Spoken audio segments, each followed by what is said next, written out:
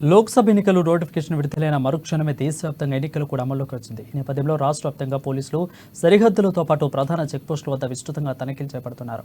నేతలు ఓటర్లను డబ్బు, మద్యం, ఇతర వస్తువులతో ప్రలోభాలకు గురిచేయకుండా రాత్రింబవళ్లు రోడ్లపై పకడ్బందీగా పహారా కాస్తున్నారు. ఈ క్రమంలోనే సూర్యాపేట జిల్లా కోదాడ మండల పరిధిలోని నల్లబండగూడెం చెక్పోస్టు వద్ద నిర్వహించిన తనిఖీల్లో దాదాపు 4,76,000 రూపాయలను పోలీసులు స్వాధీనం చేసుకున్నారు.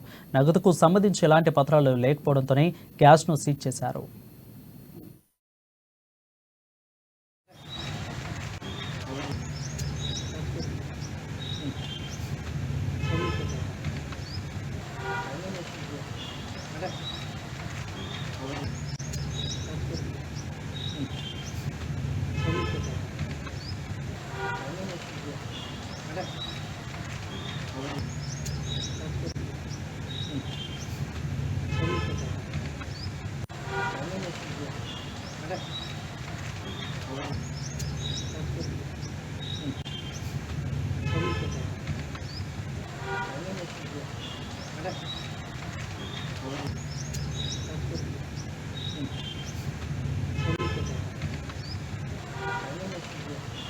Okay.